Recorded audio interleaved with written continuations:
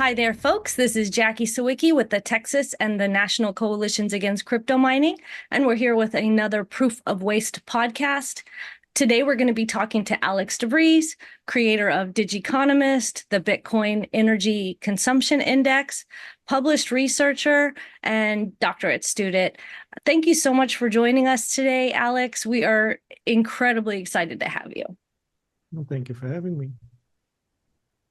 So I generally start these interviews off asking folks, who you are, what's your background, where are you from, and why did you start studying Bitcoin? Yeah, that's an interesting question. First of all, I have a background in financial economics, so not immediately linked to environmental sustainability, but let's just say I always had a high affinity for technology. And coming from financial economics, I ran into Bitcoin. I think that's not a very strange thing. It took me until the year 2016 before I read an article myself, which was written by a journalist from Motherboard, and the article was titled "Bitcoin is Unsustainable." And the article stated that a single Bitcoin transaction was consuming as much power as a US household over the period of 1.5 days. And I was like, okay, that's a extreme number for something as simple as a digital transaction. Uh, why is no one talking about this? I started to wonder about that. I started to look into that, and I realized that there was no information. Anything you could find at the time was heavily outdated. And I figured if the numbers are this extreme, yeah, the users should be aware about that. So for me, that was the reason for launching the Bitcoin Energy Consumption Index, first of all, on my blog, Digiconomist. And that was the very first live source of sustainability indicators for the Bitcoin network. And my goal with that was really to make the users aware of what's going on in the background when you're using Bitcoin, because you're typically not confronted with those costs if you're a Bitcoin user. And from there, it just escalated more and more with the Bitcoin price bubble, the first Bitcoin price bubble at the end of 2017. The energy consumption of the network also started to explode and draw a lot of attention internationally. My work in that regard started to draw attention. So that was the first time I started to appear in international mainstream media. I think Bloomberg was the very first to cover my work. And from there, it took a life on its own. I also got the request to write a little piece for an academic journal, which was just starting out at the time, titled Joule. And well, I had no experience in academics, but I figured, why not? Let's just write about what I did. So I wrote academically for the very first time, and when I finished that, that also got picked up quite well. So I didn't stop. I just continued to write academically ever since. I completed 10 different articles about Bitcoin and its environmental impact, not just covering the energy consumption of the network, also dimensions such as the carbon footprint, electronic waste, water consumption. I've been doing that for 8 years straight, turning it into a PhD, which I'm still working on completing. But by now, I'm also already moving on to the next thing, which is artificial intelligence. So, it all started out as a hobby, and it turned out into something that's, not just a PhD program, but also very successful at drawing attention to these sustainability elements of technological trends such as cryptocurrencies and now artificial intelligence. Yeah, I want to personally thank you because when we started this journey, your website, Digiconomist, was one of the first resources that we could find that actually answered some of these questions, that had given us a little insight into a very shadowy, secretive aspect of cryptocurrency. You know, they pretend that it's radically transparent and you can see everything that's happening on the blockchain, but God forbid you ask how much actual electricity and water they're using and they clam up. So I was extremely grateful to your website and the information that you provide and the really deep research that you do on this, because I say that water is like Fight Club in Bitcoin. They don't talk about it. So I was very much anticipating the water study that y'all had done. And there's always going to be the toxic naysayers in the industry, but it's really incredible to see, you know, right next to the Bitcoin energy consumption index, you also had the Ethereum energy consumption index. And when they switched from proof of waste to proof of stake, you can literally see that just take a nosedive and it's not an issue any longer. So I just, again, I want to thank you so much for being a bright, shining light in this sea of information and disinformation and secrecy. The Digiconomist website is such an invaluable resource. And you know, can you talk a little more about the e-waste? Because we just had Riot Platforms is currently building the world's largest Bitcoin mine in our county. And they just had a public meet and greet in which we could not take videos or pictures, and people had to get tickets and jump through hoops to get to this event. But they talked about how, you know, nothing is wasted. When those computers go, they try to refurbish as much as possible. They try to take out anything that's useful. And then they send it to through this program and it's all recycled. Can you talk about the e-waste and the recycling scam in Bitcoin mining? Let's first of all establish that e-waste in general is a very difficult thing, because only 15% of all e-waste globally is being properly recycled. All the rest is being dumped somewhere. It ends up in an informal circuit where we just don't really know what's happening to it, but typically it will be dumped in a landfill where it will lay around for some time, during which toxic materials will leach into the soil, into the groundwater. Eventually, it will be taken apart for valuable parts. The remainder will end up in incinerators. The toxic components, the toxic materials will end up in the air as well, besides carbon emissions. And yeah, that's just a very typical fate of most e-waste, unfortunately, and that will also be the fate for most of these mining devices, even though we can't really follow them. Bitcoin mining devices are pretty unique in the sense that they are made to do only one task and one task only. They are hardwired in that sense to do only one task. So you can't really repurpose them. You can, with the Bitcoin miner, you can mine Bitcoins and that's it. And unfortunately, the developments in mining hardware are quite rapid. Historically, we see that there are tremendous efficiency gains in Bitcoin mining hardware through the years, even faster than what is expected according to Kumi's law. For the listeners, Kumi's law states that the amount of computations per unit of energy will double every 1.5 years or so. In the case of Bitcoin mining equipment, that pace has been more rapid. The downside of that is that, well, like I mentioned, these machines can't do anything else but mining Bitcoins. And unfortunately, if newer, more powerful generations appear on stage, then the older generations will quickly become uneconomic to still be used.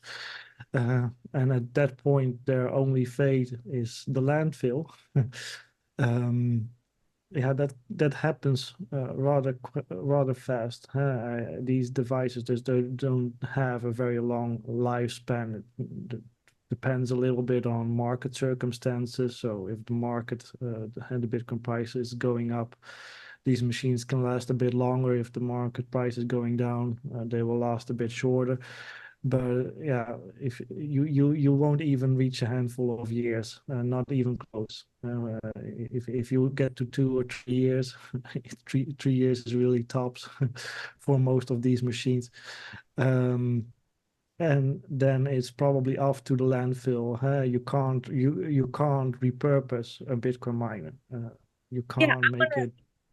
really quickly, sorry about that, go a little bit backwards. For folks who aren't familiar, maybe this is your first time hearing about Bitcoin mining or what Bitcoin mining actually is. This goes back to this meet and greet that Riot Platforms held here in Corsicana.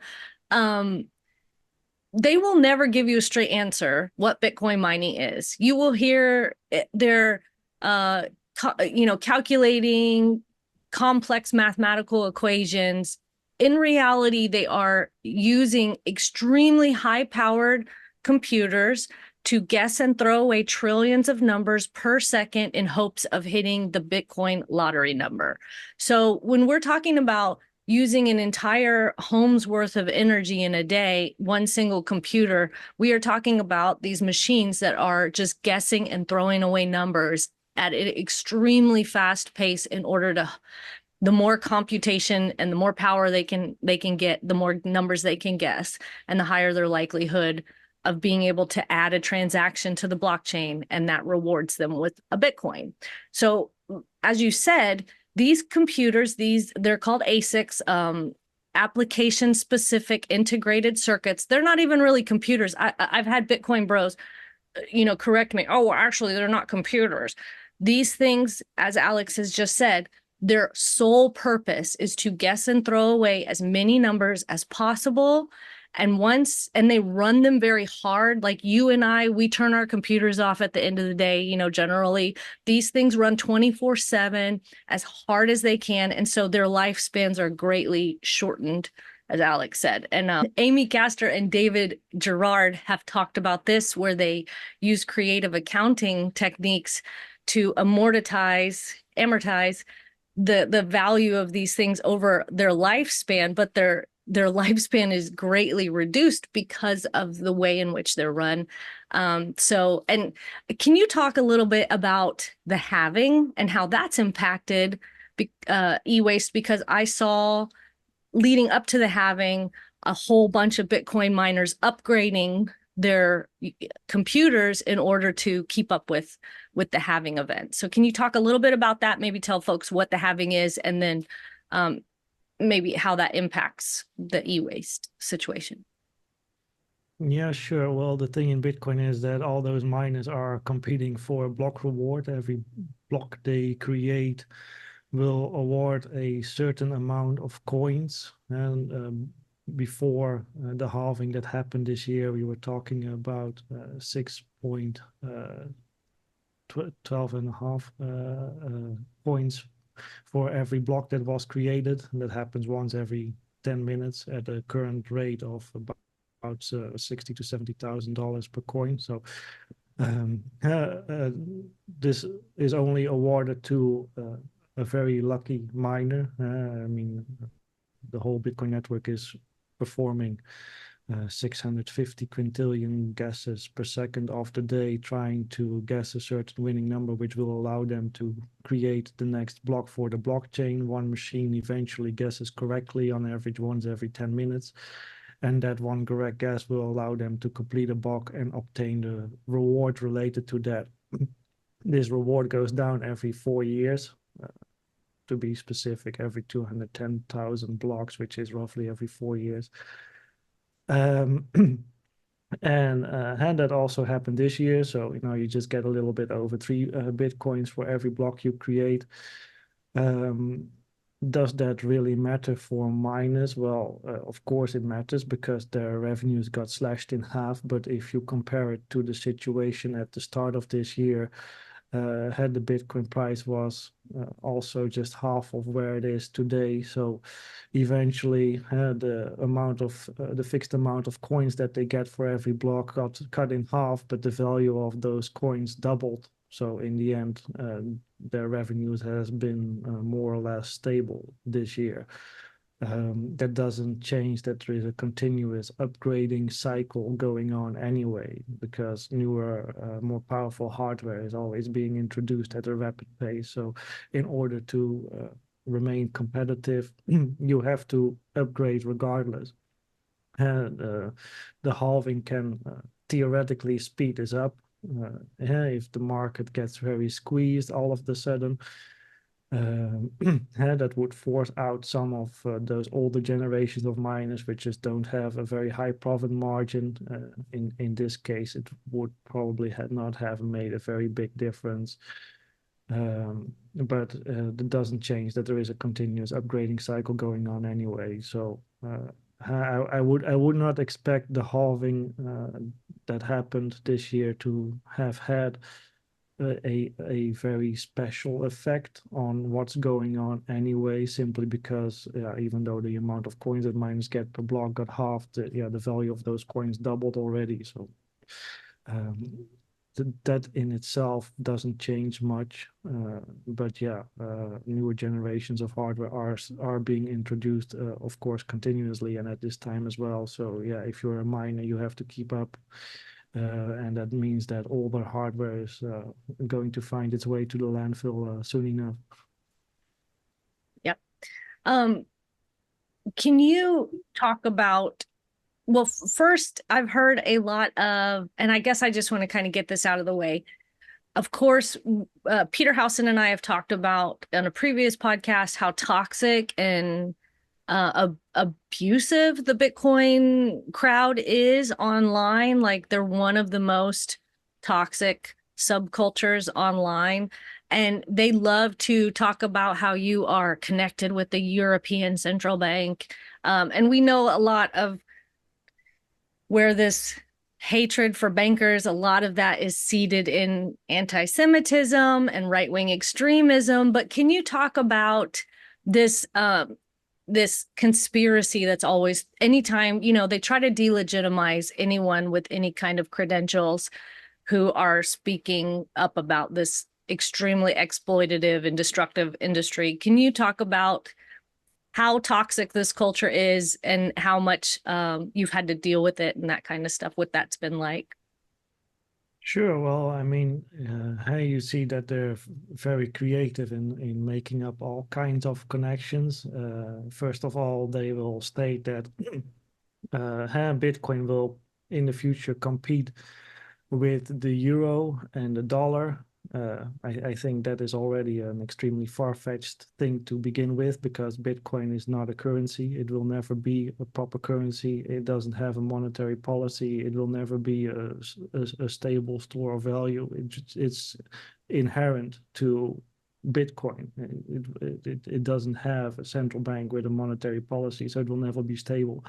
And it's never going to be suitable as a means of payment. But okay, this is the starting assumption that they start out with. And then they say, okay, the European Central Bank is trying to defend the euro against the Bitcoin. And they use the Dutch Central Bank, and specifically me, as I work for the Dutch Central Bank, as a tool to put out negative content as a kind of smear campaign against the Bitcoin.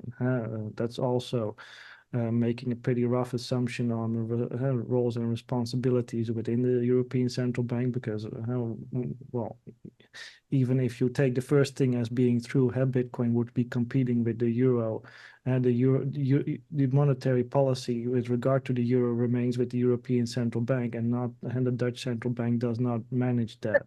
So we don't do monetary policy. Our responsibility at the Dutch Central Bank is making sure that Dutch financial institutions comply with financial regulations, which, by the way, includes cryptocurrency institutions as well.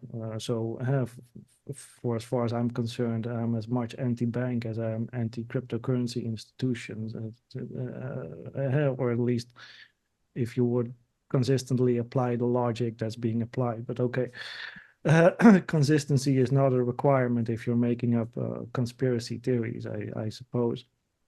And they then forwarded those conspiracy theories to every journal I've ever published in, as being me having a conflict of interest. It also gets put on, or sent to any journalist that dares to report about this dimension of Bitcoin. Apart from them just getting a lot of hate in general.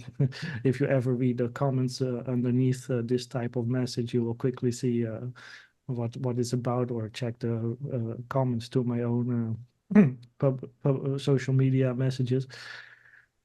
Yeah, that's just how the community works. They are very much against anything that sounds remotely negative for Bitcoin. Yeah. So yeah, as soon as they get the impression that you're being negative about Bitcoin, you can expect the worst. That's just how things are like. Yeah.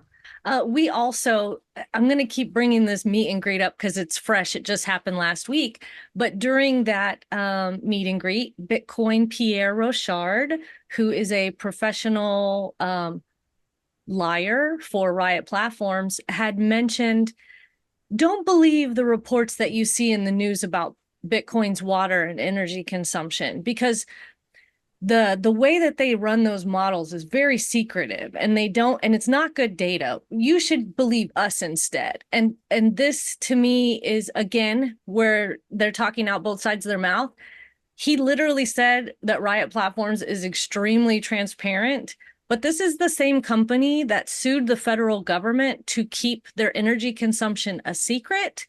And it's the same company that sued the Texas Attorney General to withhold open records requests from our group. So in one breath, he's saying, we're extremely transparent and you can't believe what the other people are saying about us. Believe us. And then on the other side, they're like suing. They're like absolutely 100% opposed to any kind of transparency. So when they make these claims that your data isn't good, and that, the New York Times McKinzie modeling isn't good because we don't have good data. Can you talk about how difficult it is to try to get a good idea of the water and energy consumption when it's such a secretive, opaque industry to begin with? Yeah, well, I mean, I think with regard to cryptocurrency mining, we have better data than we have than we have for any other industry in the world. I'm now working on artificial intelligence, so then it's really difficult to get good data. So, when it comes to cryptocurrency mining, there is plenty of data to work with, and it's also quite easy to work with the available data. So. I think we know very specific things about Riot Platforms. I think we have an idea on the capacity they have available. We know that they're running, I think in their case, mostly on the grid, so they're just connected to the regular grid. We also know how the Texas grid performs, not just in terms of carbon emissions, but also in terms of water consumption related to electricity generation. So getting an idea about these things for this company should not be too difficult. It's actually a lot easier than trying to figure out the footprint of ChatGPT, for example. So I think there's always room for improvement, of course, but yeah, with regard to data quality in cryptocurrency mining, we really can't complain. Yeah, I mean, Riot is a publicly traded company. They have to disclose a lot of information. A lot of these companies are often brag about the big purchases they're making of these ASICs, these computers.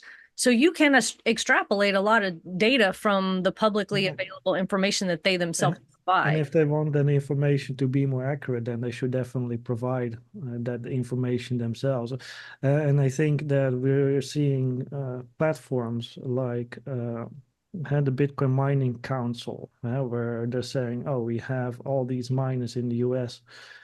Connected to us, and here, this is the data that belongs to this group," and they never ever disclose anything about what's behind the numbers they're putting out. So at one, they're also feigning transparency, or pretending to be extremely transparent. But I'm just thinking, okay, if it's really the case that all these member organizations are very willing to provide their data to this central, yeah, what would you call it? Lobbyist group. It is- indeed. Then why would it be a big issue to disclose that information to the public yourself? But even when the U.S. government requests information, they immediately start to object. So at one hand, they're pretending to voluntarily provide this information to their lobbying group, while at the other hand, they're refusing to provide this information to the government. Yeah, again, in the Bitcoin world, it's not required to be consistent. I think that's one of the things you should establish. So that's one thing you can try to hold it against them, but they are typically not too bothered about it. This is our limitation as outsiders who are a bit more responsible. For example, I'm a researcher, so I'm bound to say things that make a little bit sense, and there should also be some level of consistency in what I'm saying. But this is not a limitation that the Bitcoin community has. If they can just make up whatever they like on either side of the equation. And move the goalpost every month, every week. There's a new hype cycle. There's something new that they're pushing because the previous myth has been busted and debunked, and the public isn't buying it anymore. So it's going to be the next new thing. I want to talk about, because you mentioned the Texas grid, and as listeners and viewers of this podcast are probably well aware, but I'm going to probably talk about every single time.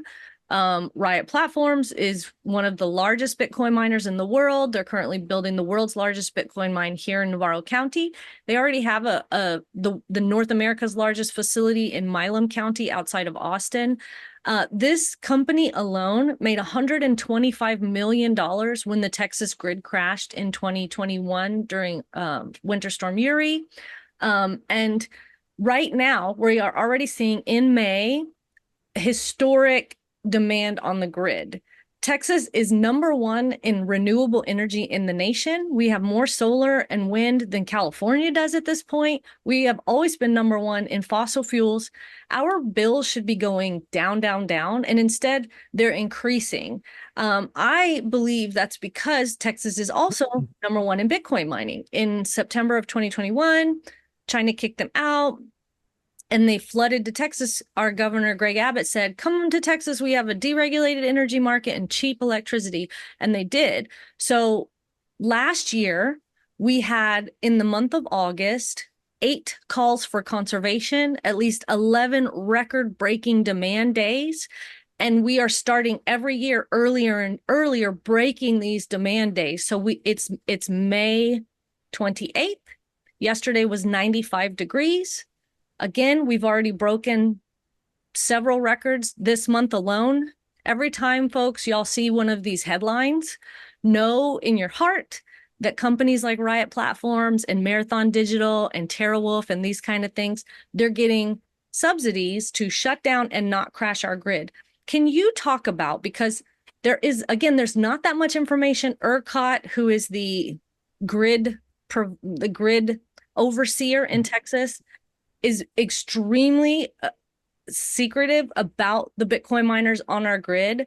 Can you talk at all about Texas's incredible record-breaking demands day after day, and what you think Bitcoin miners are contributing to that.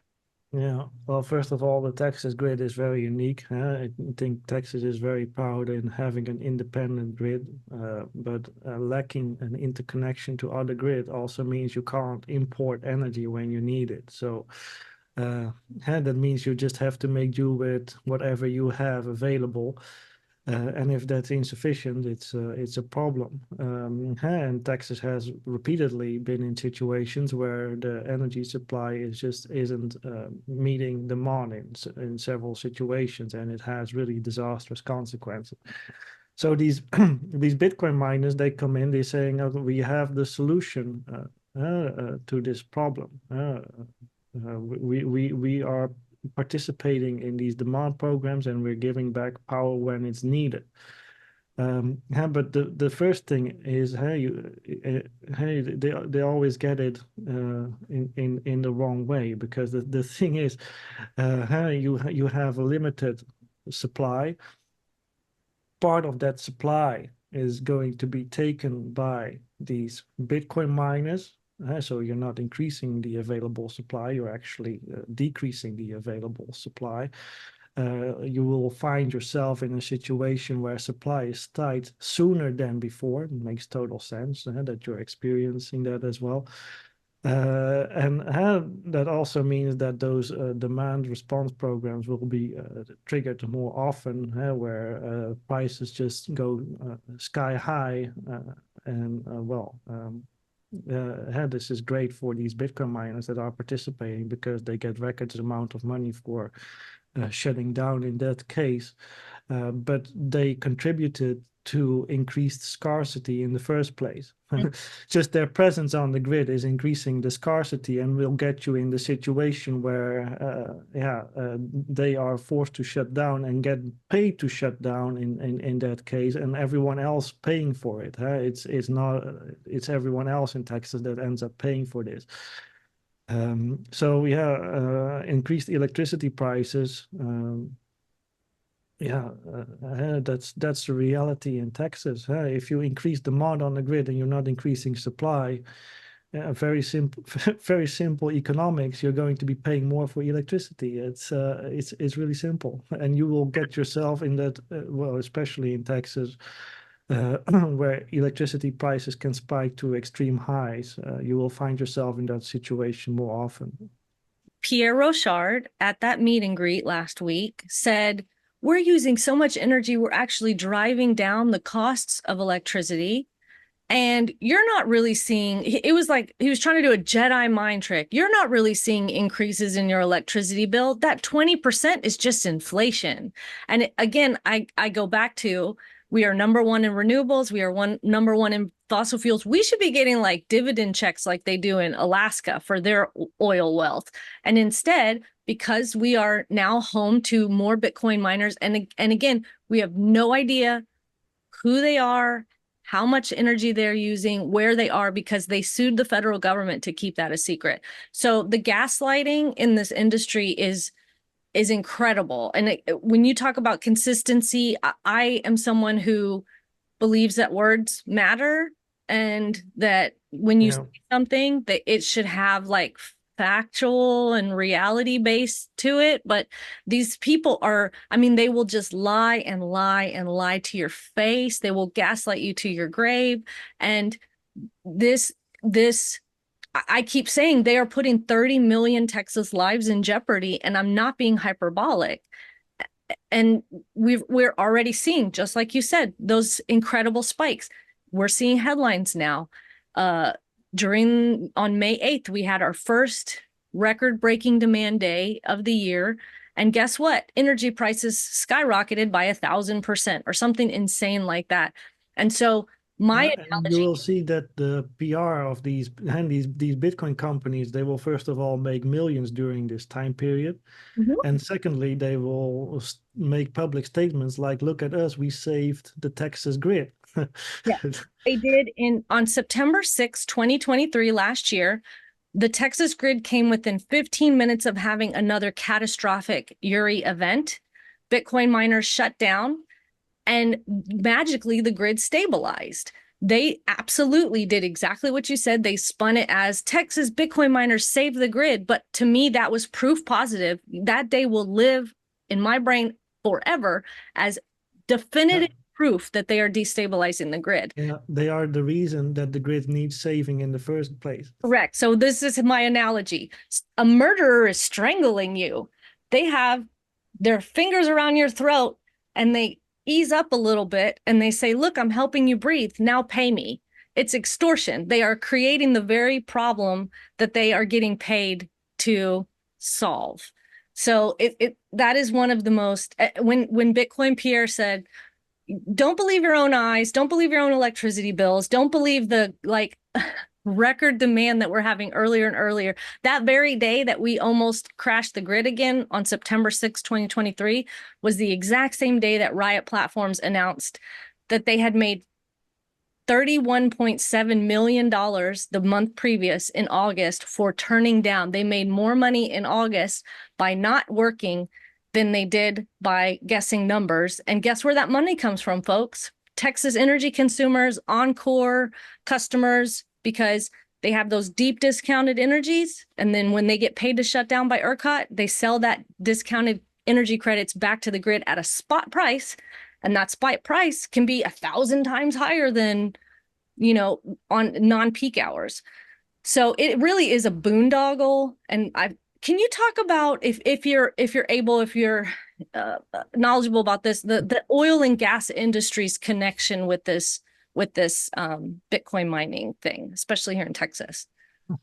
Well, it depends, but in general, we have seen the oil and gas industry being very friendly to Bitcoin mining. We have the infamous example of Cruiserway, which has been using Bitcoin mining as a digital flare mitigation solution, as they call it. So what they're doing is instead of flaring gas, they combust it to generate power for Bitcoin miners on site, and then they make statements like, "Oh, this is so much more environmentally sustainable than flaring it." Although they tend to forget to state that whether you are flaring the gas or combusting it to generate electricity, it's the same thing. You're generating CO2 emissions in both cases, and the difference is typically negligible, even with crosswinds up to limited. I think there has been several research showing that even with crosswinds, the difference is minimal. You have typical flaring already being 99.9% destruction efficient. Yeah, you can't perform much better than that by combusting it in a more controlled environment. But of course, the reasons why Cruiserway is advocating solutions such that they already revealed that accidentally in one of their old pitch decks. I personally found and posted that some time ago, where they just state like, this is one way that you have to circumvent environmental regulations. Flaring is strictly regulated. It's often easier to combust on site and feed it directly to these Bitcoin miners, which allows you to it enables you to open new wells faster in more remote locations. So it's actually very beneficial to the oil and gas industry. It doesn't do anything to reduce carbon emissions, and actually, as it's being used to boost fossil fuel production, is doing quite the opposite. It's very hard to quantify the exact impact, but it's in any case, this is why the oil and gas industry is typically very friendly to Bitcoin mining. Yeah, I want to also point out the one of the larger lobbyist groups, the Satoshi Action Fund. Dennis Porter claims that he founded that lobbying group, but in actuality, a woman named Amanda Gunasekara, I don't know how to say her last name, extreme right-wing energy advocate. It was originally called Energy 45. It was Moms for Energy. So the Satoshi Action Fund was actually an oil and gas lobby before it was a Bitcoin mining lobby. So like that tells you really everything that you need to know about this. But when they make these greenwashing claims, it's especially infuriating knowing that they're burning tires in Ohio to power Bitcoin mines. They brought back a coal plant from retirement. Greenidge did in New York to mine Bitcoin. Here in Texas, in Hood County, the folks there are dealing with a 300 megawatt behind the meter mine, which means it's directly connected to a steam powered gas plant. And it's taking up a full quarter of the energy produced by this gas powered, steam powered gas plant, which if you're wondering, that's not green. It's very dirty and it uses a lot of water. They are talking about expanding the Bitcoin mine to 600 megawatts. So it would be half of the energy produced by Wolf Hollow Phase 2. And Constellation Energy, who owns Wolf Hollow, has put in a permit to create Phase 3 of this steam-powered gas plant. So instead of just, hey, you want more power? Just disconnect the 300 megawatt Bitcoin mine attached to this. No. We're going to create a whole nother power plant. And we think it's in order to allow Marathon to expand to 600 megawatts. So the greenwashing thing is so infuriating. They do not go where energy is green. They go where energy is cheap. And a lot of times that cheap energy is dirty. Have you had any wins in your advocacy? Something like a landmark that you're like, yes, I can, if it all ended tomorrow, I'd be happy with how this happened. Well, yeah, I mean, my goal was always to create awareness, and at least in the EU, in the latest regulation that's being introduced over here, the Markets in Crypto Assets regulation, they have included mandatory environmental disclosure requirements for any token, whether it be Bitcoin or anything else, offered by crypto asset service providers in the EU. Very simply stated, if you are allowing, if you're in the EU offering a Bitcoin as an investment, then you will have to provide information on on certain sustainability indicators related to Bitcoin. So the energy consumption, the carbon footprint, the water consumption, the electronic waste, not just on a total level, but also on a per transaction level. Yeah. The exact disclosure requirements will, by the way, be finalized next month in June. This is currently still being worked on by ESMA in Europe. They are the organization tasked to finalize the exact details of the disclosure requirements. But that this disclosure requirement is coming is a given, because this is already in the Markets in Crypto Assets regulation, and the high level text has already been signed into law. So this will be happening. So in that sense, it's already a massive achievement for a significant market such as Europe, that investors will soon be able to see the environmental impact of the thing that they're buying in cryptocurrencies. That's very huge. What's one thing you wish everyone knew about Bitcoin mining?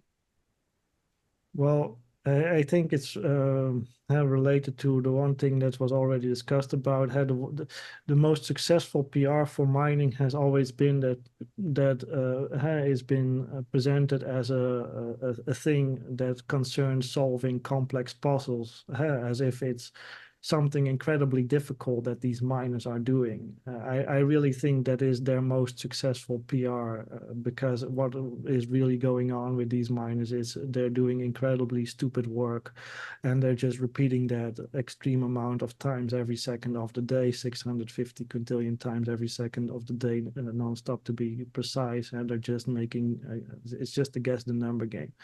Yeah. except at a really massive scale. Yeah.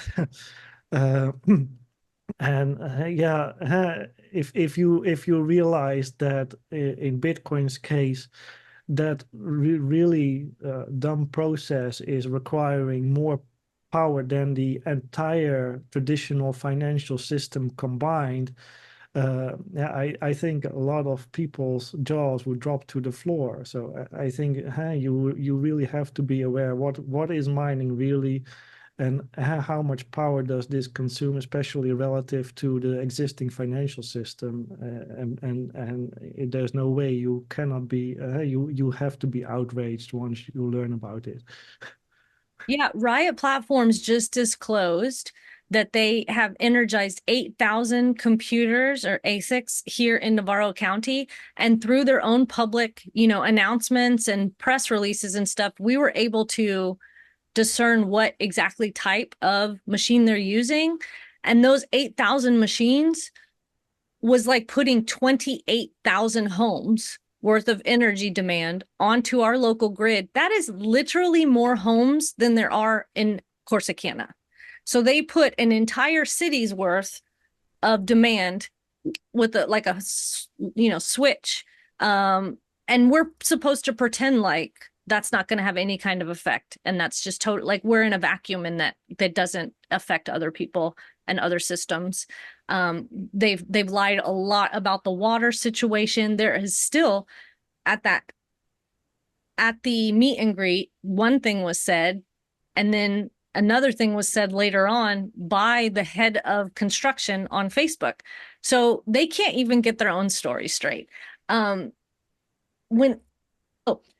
this is kind of more of a question for like local organizers, but like, how would you grade your local municipality and your government, and I guess the EU? So like you have local, state, and national.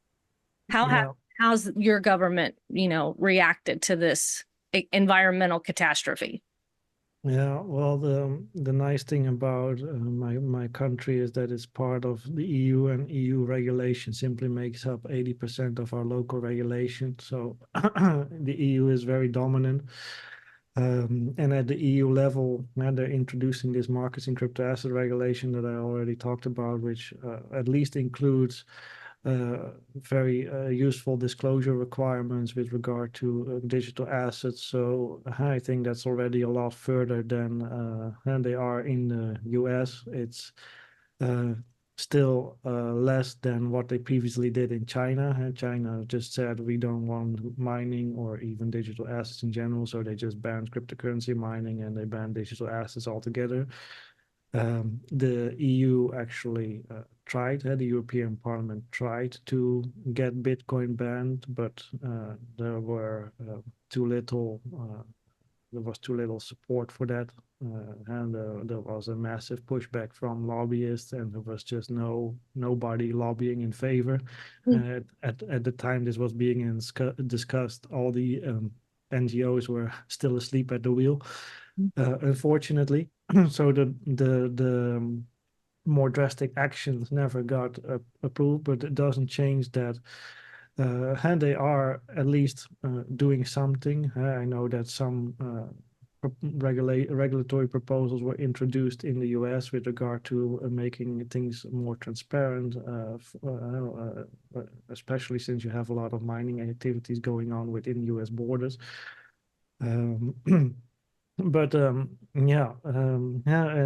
think, and by the way, the EU is also keeping its option open for increasing actions in the future. Now that this data will be collected and presented, that opens a path to in the future introduce things like carbon taxes or environmental taxes. So I'm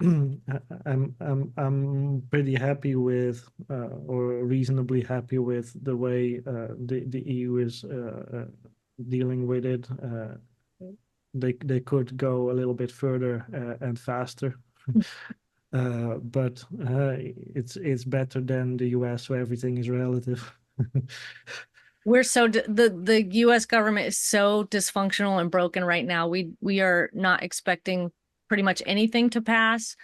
But even, Marky's bill, just for transparency, who are you, where are you, and how much power you're using, they stopped that in its tracks. So it is pretty disheartening how powerful money is in Washington, and how these very shady, very opaque, secretive lobbying groups can give a lot of money. And it's an election year, so we have had people who generally weren't pro crypto all of the sudden coming out as maybe not overtly for it, but like, oh, I'm a little agnostic, tell me why I should support this, meaning tell me why I should support this.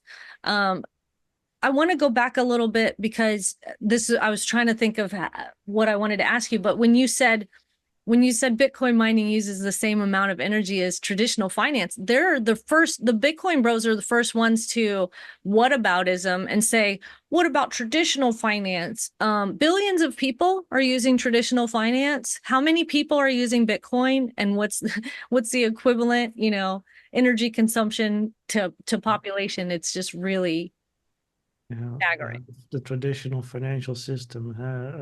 By the way, when I'm saying Bitcoin uses more power than the entire traditional financial system combined, I'm just talking about Bitcoin mining versus all the bank branches, all the ATMs, everything for cashless payments included on top of cashless transactions. But in the traditional finance world, you're talking about trillions of payments every year, whereas in the world of Bitcoin, you are talking about 100 million transactions, not even payments, just transactions, and a lot of those transactions will include transfers from a person to the same person. So they're just transferring money from one account to your other account, basically. Yeah. not even payments. That's a completely negligible amount. But again, Bitcoin is not money. It's not suitable as money. It's too volatile to be money, and it will not be used as money. So people aren't using Bitcoin as a means of payment. They're using it as a speculative investment. So the only proper way to describe Bitcoin is as the world's most environmentally expensive casino. And that's a better way to describe it, if you want, than a currency. Yeah. And we can never forget 7 transactions globally per second, whereas Visa can do like upwards of 35,000 per second globally.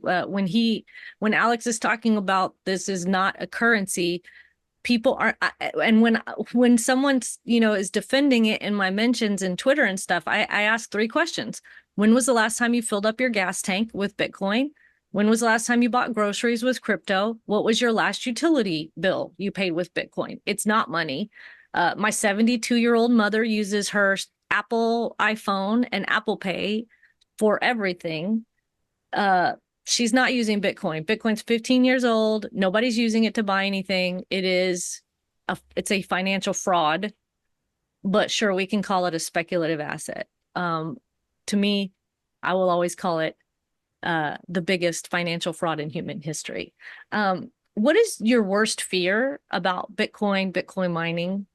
Well, I think that the worst thing that could possibly happen has already happened, because digital currency mining has become responsible for more than half of what we historically been using to run our data centers in terms of power. So it already uses a gigantic amount of power, more power than the entire traditional financial industry combined. It's insane for a system that handles a handful of transactions per second, and cannot do any more than that. It's just the maximum limit to what it can handle.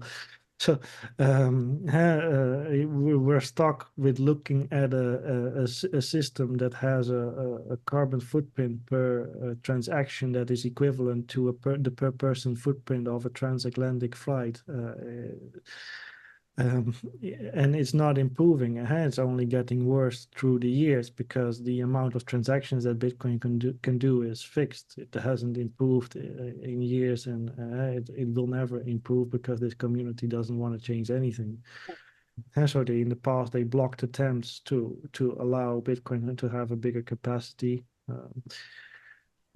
The amount of impact continues to grow as the Bitcoin price keeps going up, and that was also happened throughout the years. So miners have been getting more and more money. They spend that on increasing their computational resources and their total use of resources. And the sad part is that it's not really. We're seeing a little bit of action in the EU with disclosure requirements, but given how urgent climate change is, this is just not enough. If you look at Bitcoin mining, it should be a no-brainer to do something about it because it's the world's most useless activity, taking up a gigantic amount of power. You should put this on your blacklist as soon as possible. There are a lot tougher choices that we'll have to make when it comes to climate change, and if we can't even make the simple choices, there's very little hope that we'll properly tackle climate change in the future. You said it 100%. And that's why when people ask me, why on earth would Texas be all about this? This doesn't make any sense. I say it is fantastic for the oil and gas industry. These folks are going to literally burn the entire planet to cinders if it makes them some more money. If it keeps those wells open, if it keeps, those oil derricks pumping, they are all about it. And in the era of climate collapse and the sixth mass extinction, proof of waste is diametrically opposite of everything we should be doing. It is so, I always come back to the word insane and immoral, what they're doing. But here in Texas, we don't care about the environment, right? When I talk to folks here, I talk about the grid, I talk about water, I talk about their electricity bills. And now I talk about folks being tortured with noise pollution, but they don't give a shit about the environment here. So it's really frustrating and really hard to see this, the most evil thing you could possibly imagine earthwise, just like going full steam ahead because, it's not that, it's their private land. People tell me every day it's their private land. They can do whatever they want with it. And it's just, it makes no sense as a Texan, as someone who is born and raised here and who loves the land and the incredible beauty and biodiversity of Texas. It is heart-wrenching to see people go, they can clear cut 265 acres of land. It's their land. They can do whatever they want with it. As a Girl Scout, as an environmentalist, it is heartbreaking, and it makes me not want to live here anymore. If there was one person that you could talk to about Bitcoin mining, and we haven't even, I want to get to the water as well, but if there was one person you could talk to about Bitcoin mining, who would it be? It's a good question. You would want it to be someone influential enough to do something about it, but especially in the US, and not even the president is influential enough these days. So I really wouldn't know where to start. So um, it is a tough one. In any case, you shouldn't be wasting your time in talking to anyone that's directly involved in Bitcoin. So that already excludes a very big group. In my experience, you can't. I have engaged the Bitcoin community on several occasions, even directly with miners. I think I've been on stage with several miners as well in the past. Yeah, there's no point. They will repeat their talking points, and you will have two different conversations going on at the same time, right next to each other, completely ignorant of each other. Yeah, yeah. The crypto crowd, the Bitcoin bros, are Brandolini's law embodied. They will just spew and spew and spew the most insane mythical talking points, and it takes a dissertation to refute all of the crazy stuff that just naturally just flows out of their mouth. That's why I also don't encourage engaging. I always tell people our time is so much better spent educating people who don't know what Bitcoin mining is and inoculating them from the virus of crypto rather than trying to engage, because there is no good faith there. They are not interested whatsoever in hearing about the plight of Texans who are being tortured by low frequency noise pollution. You can tell them you're driving up the bills of seniors living on fixed incomes. You're making single mothers' lives untenable. And they will look you in the eye and say, you're just jealous you didn't buy in earlier. Have fun staying poor. So when your tagline of your industry is have fun staying poor, there is no good faith there. There is no reason to engage. So we very much agree. Like, just don't even try it. Just use that energy to educate people and just keep telling the truth, because there's no truth in their industry at all. 1 million times more water per transaction than a swipe of a Visa card. Can you talk about your water study, please? Let's say start with the carbon footprint of Bitcoin, because actually, and when we try to establish the carbon footprint of Bitcoin, one way to do that is to establish where these miners are located, then to establish what type of power they're consuming, and then work from there to determine how much are the carbon emissions related to that. What a lot of people forget when you're looking at carbon emissions related to electricity consumption is that it's not just carbon emissions, but also a lot of water consumption. When you're generating electricity in that process, you're also using water for cooling. Even when it comes to hydropower, where there's no carbon emissions, a lot of water evaporates from hydropower reservoirs, so there's still a lot of water consumption in that case.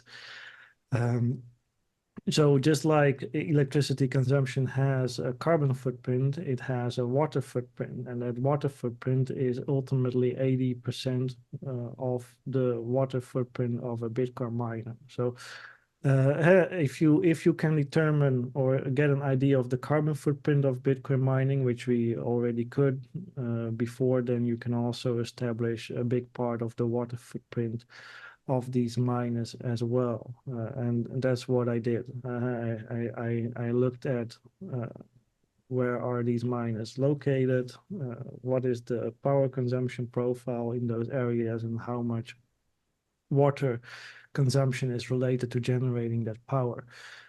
That's one thing. Then there is a certain remainder, which is direct water consumption. For that, I looked at how regular data centers are performing in the US over different climate zones, and I took that as representative for these Bitcoin mining facilities. Well, that might be on the optimistic side, but doesn't matter.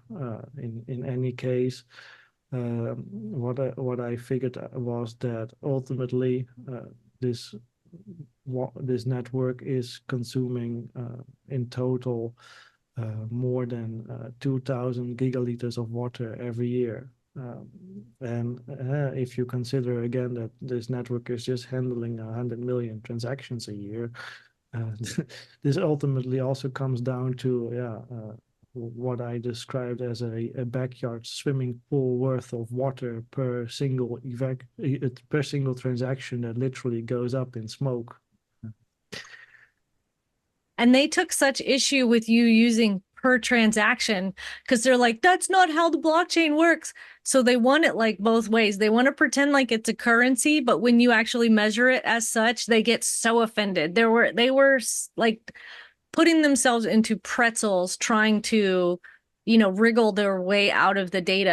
And that study to me, when you explained the difference between direct and indirect water usage, like the direct water usage to keep those computers cool is just the tip of the iceberg compared to the insane immense amount of water needed to extract, refine, and burn those energy, deliver, and then burn those resources. It is again, go back to insane. There's just The the community is also, and they're always trying to somehow separate the block creation process from the handling of transactions, but it makes no sense at all because the only way in which transactions are processed in Bitcoin is by adding block transactions to new blocks, which have to be mined in order for them to be processed. So without mining, there's no transactions, and this is why you can't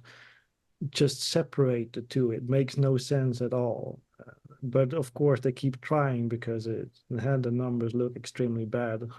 But and also the issue with the per transaction metric is that it just it it it it it it it does an extremely good job at illustrating just how absurd the system is. You can say something like, okay, Bitcoin uses as much power as the traditional financial system combined, but the per transaction metric will really capture just how extreme that difference is when you consider that the traditional financial system is handling over 2 trillion payments a year, whereas Bitcoin is doing 100 million transactions.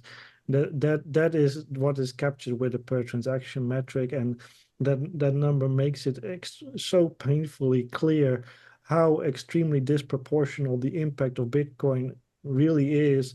That is the measure they are fighting the most against. yeah, exactly. I think I believe I read you said that Bitcoin mining has completely like erased any advancements we've made in like electric vehicles and stuff. Yeah, if you look at the carbon footprint of mining, or the estimated carbon footprint of mining, and then where we were using a conservative approach to determine that, then we can establish that the carbon footprint is about the same as not just the entire traditional financial system together, but also comparable to all the carbon emissions that are avoided as a result from deploying electric vehicles around the world, compared to having a comparable fleet on internal combustion engines. So all our efforts that we've been putting in for for decades, all the billions in subsidies and whatnot, to get our roads electrified, have been completely negated in just a few years' time by the rise of this industry. Yeah, this fraud. It is really shocking every day in Texas. Again, we're like leading the nation now in solar and wind. And when energy experts like Doug Lewin are, cheerleading, look at all of the batteries that we have now online.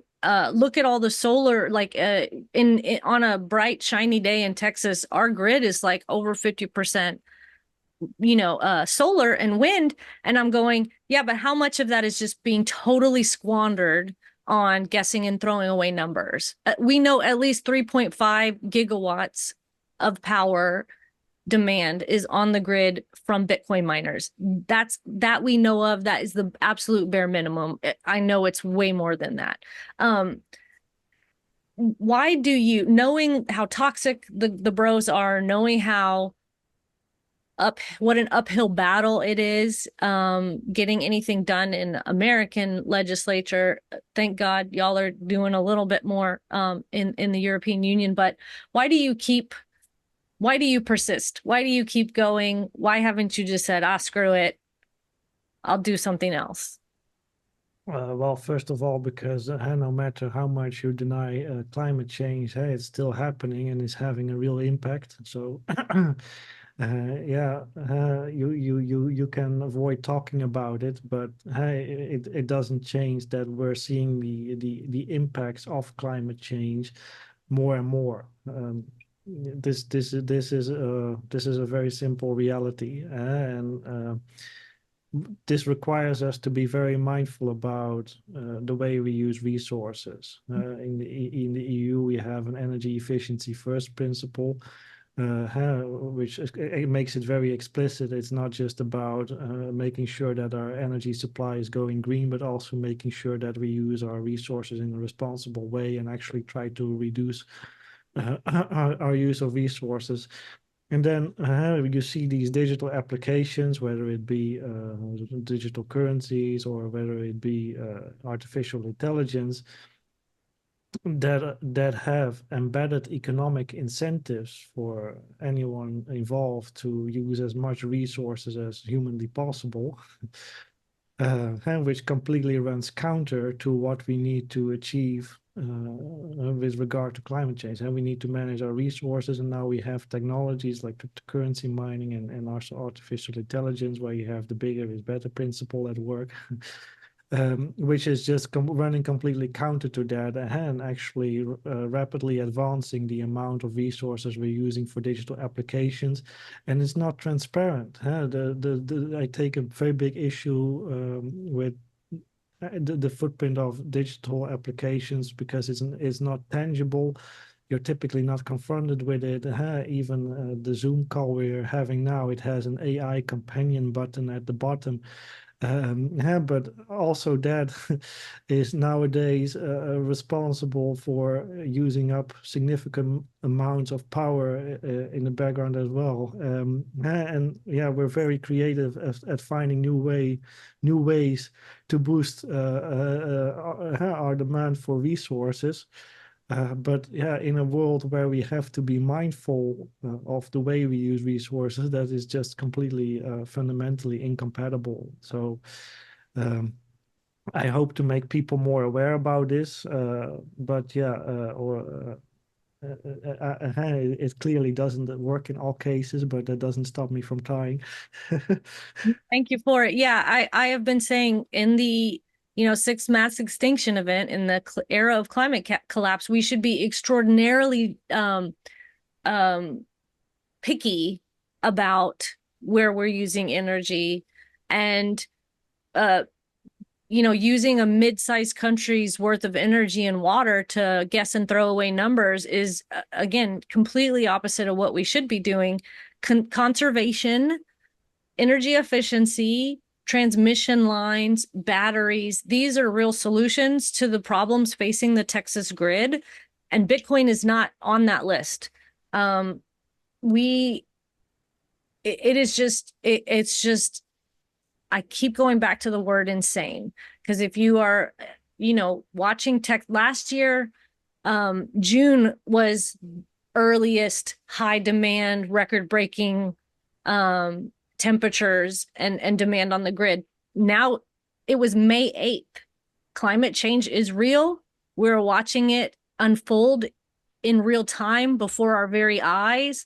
And again, I go back to these people that say it's their private property, they can do what they want, and I'm going at the detriment of the entirety of the planet and 30 million Texas lives.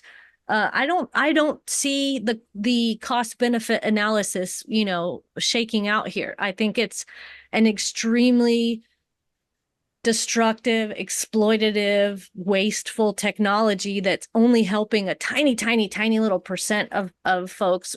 One of the largest transfers of wealth in our lifetime because of this extraordinarily massive fraud. So many people have lost money, and that money is poof, it is gone. It is in the Bahamas, it's in the Caymans. What gives you hope? So, you haven't quit.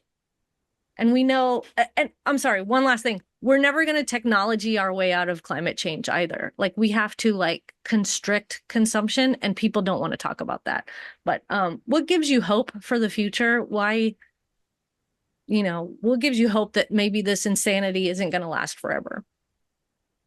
Well, there's plenty of wishful thinking, as you mentioned, and when it comes to AI, we had Sam Altman saying, "Oh, there might be a breakthrough in nuclear fusion at some point, which can help us which can help provide the energy we need to to fulfill this energy-intensive hobby of ours."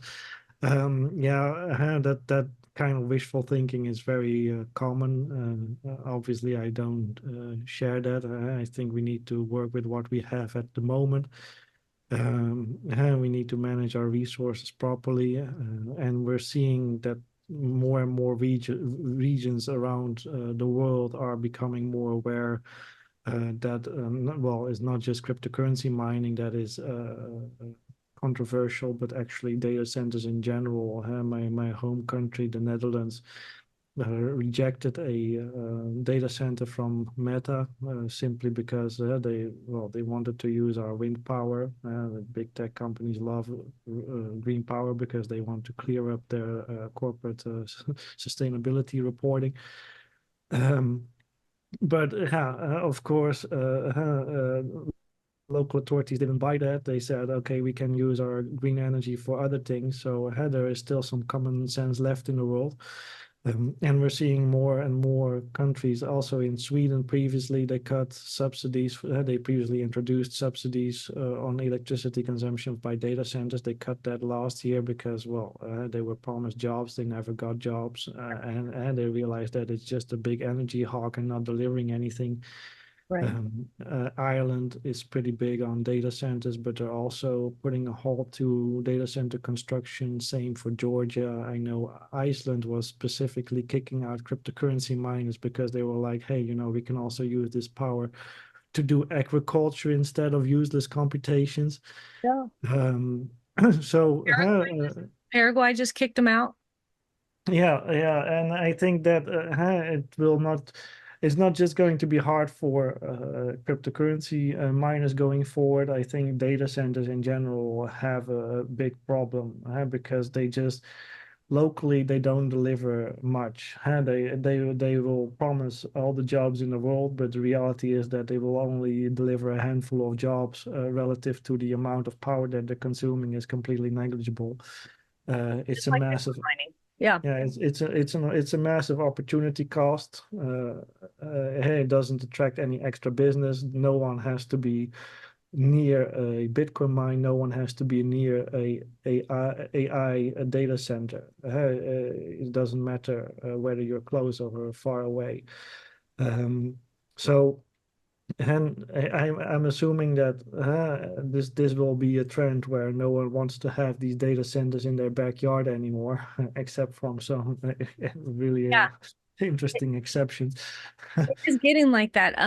We have started covering data centers and AI and their energy consumption in our weekly headline recap newsletter and there are folks in the National Coalition Against Crypto Mining who are also dealing with AI data centers in their region. So they're also kind of like they're piggybacking. A lot of Bitcoin miners are transitioning to AI. I think they see the writing on the wall for Bitcoin, and I mean post halving their rewards were slashed in half. Yes, Bitcoin is up in the 60 high 60s right now, but that can change on a dime. We know how fast the bubble burst. So there is a lot of pivoting to AI and a lot of the infrastructure. The computers can't be used because, again, Bitcoin computers can only guess and throw away Bitcoin numbers, but the infrastructure is being purchased, like old defunct crypto mines are being purchased by AI and converted. So Yeah, there is yeah, very, it's like cousins. yeah. Actually, space is becoming an increasingly scarce commodity in the data center world. So in that sense, cryptocurrency mining facilities or former cryptocurrency mining facilities can actually be used for the current AI hype. um, Especially with the growth potential from even though the halving probably didn't hit miners very hard, it did remove at least the growth potential of Bitcoin mining for the near future, unless the Bitcoin price starts going up more than the current level. Then of course it would create some new growth potential. But as long as the price is where it sits today, the energy consumption will not go down, but it won't go up either. So Which was another like extremely disingenuous talking point of some of the crypto people, and even supposedly crypto critical people were saying, oh, post halving, they're actually going to slash their energy consumption because they're not going to get as much Bitcoin mining. And I was going, well, me with my own eyes, I'm seeing these companies upgrading all of their rigs. They were just going super, super hard in preparation for the halving. So that the idea that their energy consumption was going to be lower post halving was just such a farce, and I felt insulted that these people would even try to pass that to folks. But it's really frustrating because this is like purposefully a very confusing, convoluted, highly manipulated industry. So they can say a lot of stuff, and it takes, you know, an entire research paper to debunk the BS that just comes out. Alex, thank you so much. Is there anything you'd like to promote or tell folks about? Is there anything we missed? I feel like we're probably going to have another one of these conversations. You know, we can talk for hours about this. There are so many different aspects, and let's call it a day for now. But I'm sure we could revisit this in the future. Awesome. Well, thank you so much. Everybody go visit digiconomist.com. It is an invaluable resource. We are so extremely lucky to have Alex on our side. Thank you so much, Alex DeVries, for joining us. And we're just incredibly honored to have you on the show. You're one of our first, crypto critical folks that we found, and your work is absolutely invaluable. Very welcome. Thank you, Alex. Have a lovely afternoon. If anything you saw today makes you want to act, we need your help. Join us. Fill out the form below, and we'll get you onboarded into the National Coalition Against Crypto Mining. Thank you so much for watching.